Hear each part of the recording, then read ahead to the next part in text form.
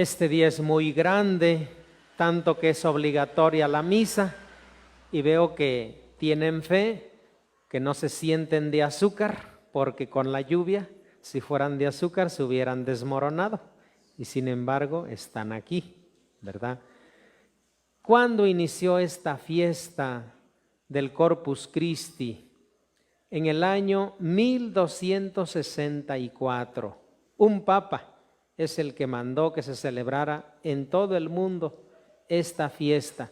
¿Y saben por qué? ¿Cuál fue la razón?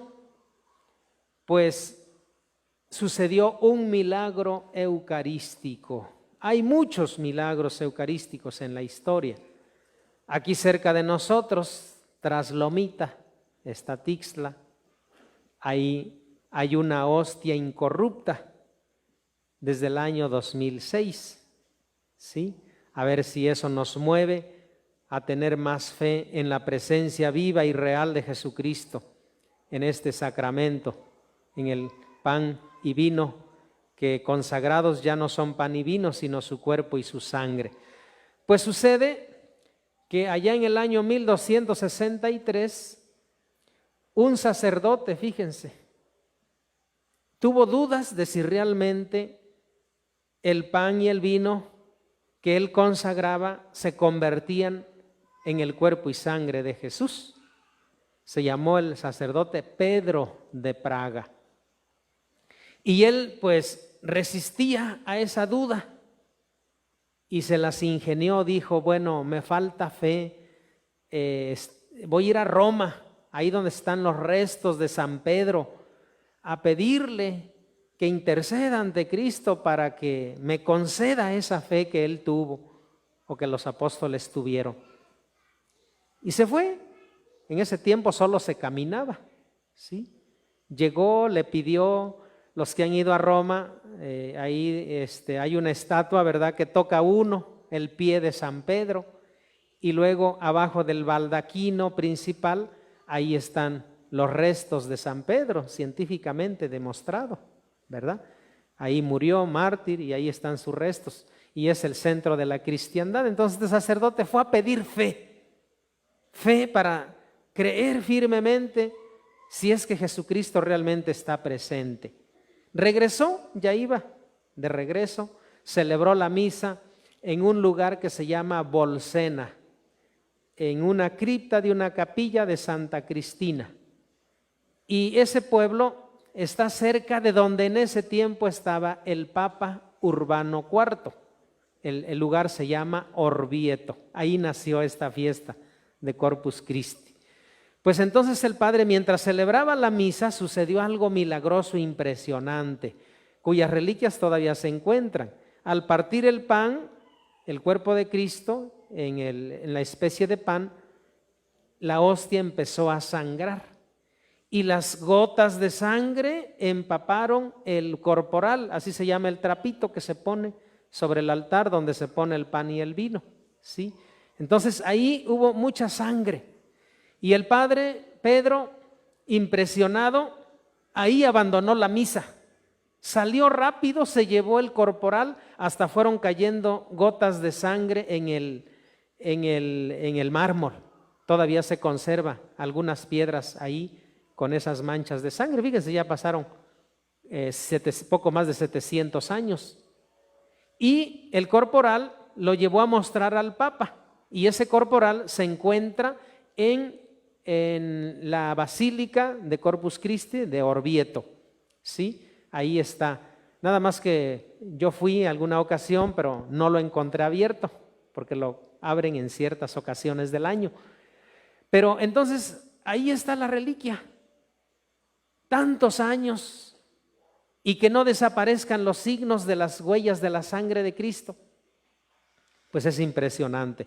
Pero esto no es nada más porque el corporal se vio con manchas de sangre, porque alguien se pudo haber picado, ¿verdad?, y decir es sangre humana. No, lo que hizo el Papa fue formar una comisión de estudio, de análisis detallado, porque así es, los protocolos para un milagro tardan años y se apoya la Iglesia en los avances más sobresalientes de la ciencia y de la tecnología, ¿sí? Entonces, en esa comisión el Papa invitó a Santo Tomás de Aquino, que era el hombre más sabio, es el hombre más sabio que ha tenido la Iglesia junto con San Agustín, nuestro patrón. ¿Sí? Entonces, después de los estudios, un año de estudios, el Papa dio el veredicto. Es un verdadero milagro eucarístico. Y pidió que se celebrara en todo el mundo. ¿Sí? En todo el mundo. Bien, y es así como ha llegado esa fiesta a nosotros, para dar gracias y crecer en la fe de que Cristo realmente está presente en las especies de pan y vino que se consagran y que por el poder del Espíritu Santo, la imposición de manos que hace el sacerdote, ¿sí? Y las palabras de la consagración que hoy nos recuerda la carta a los Corintios, cómo se celebraba la misa en los orígenes, y es el texto más antiguo, incluso que los evangelios, es más antiguo ese texto que nos narra cómo se celebraba ya la misa desde los primeros días, desde aquel Jueves Santo en que Cristo se quedó con nosotros en este sacramento.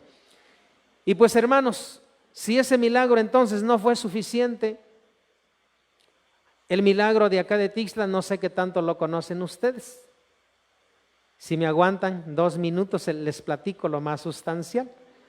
Ahí estuve yo 2 años y medio de párroco y bueno, este milagro reconocido a nivel diocesano por el obispo en turno, el señor Alejo Zavala Castro, ¿verdad?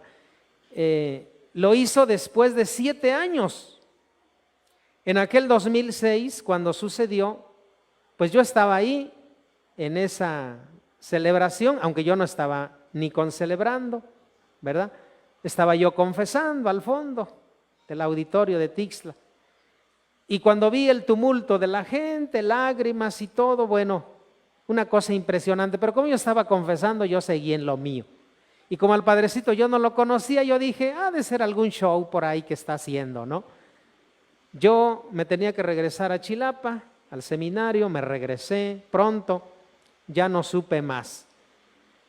Igual el señor obispo mandó que se formara una comisión de estudio de los sacerdotes más estudiados de la diócesis y al final la hostia se guardó en el sagrario.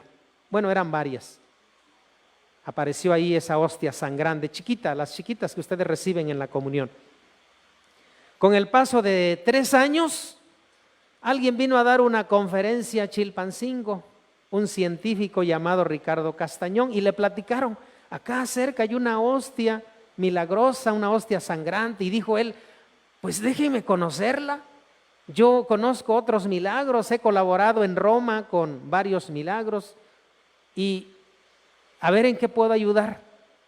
Y fue así como el obispo dio permiso que se analizara, se siguieran los protocolos, ¿verdad? Tardó 3 años el análisis, el estudio. Llevaron las muestras a laboratorios de Estados Unidos, creo que Guatemala, Salvador, Colombia o México.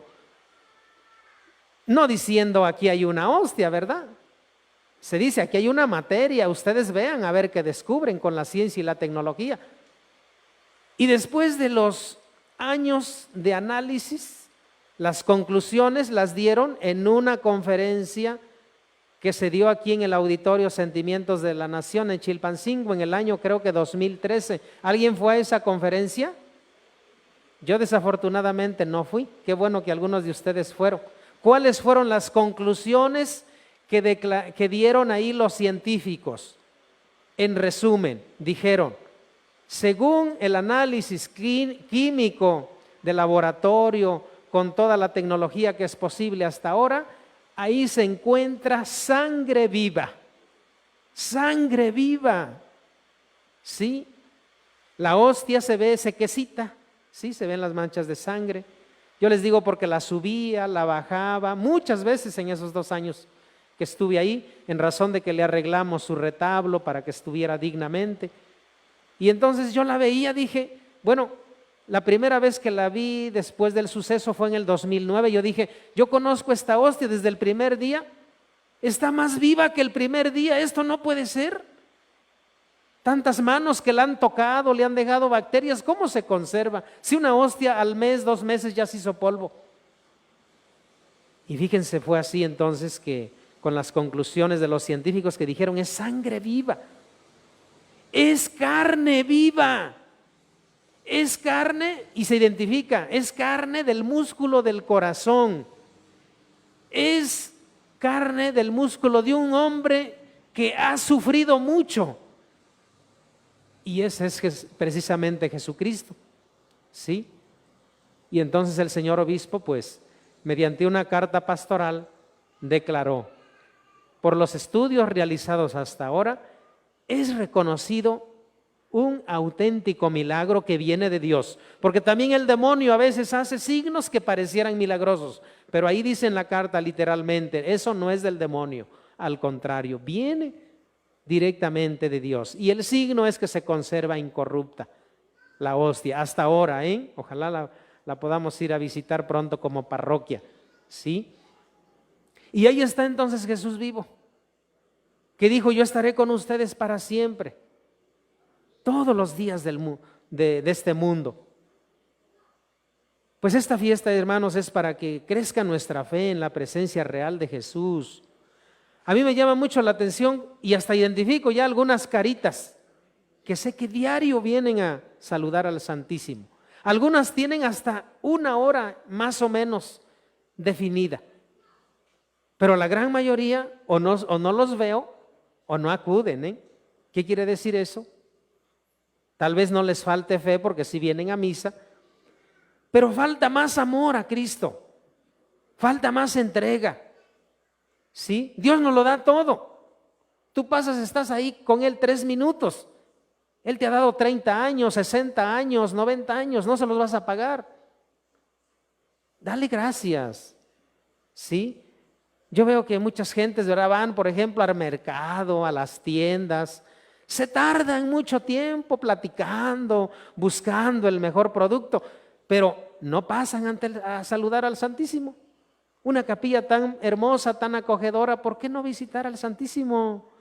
Cuando tengan tristezas, cuando tengan alegrías, vayan a visitar al Santísimo. Ahí está Jesús vivo, como está en el cielo, como nació y estuvo en los brazos de María en Belén, como estuvo en la cruz el Viernes Santo, como resucitó y ascendió al cielo. Es el mismo Cristo, pero pues se necesita fe.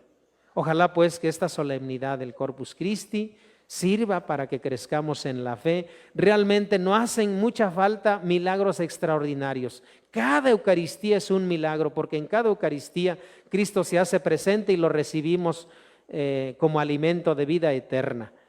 Por ahí en la página del Facebook, donde les puse la foto de la Catedral de Orvieto, donde está el milagro eucarístico de Bolsena, que luego podrán checar, por ahí también les pongo una frase que es muy conocida.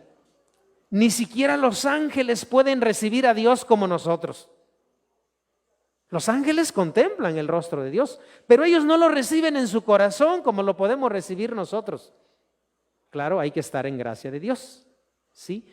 Bien, pues nunca nos cansemos de dar gracias y de pedir la fe y de que testimoniemos esa fe de que Cristo realmente está vivo, está resucitado, está presente en el sacramento.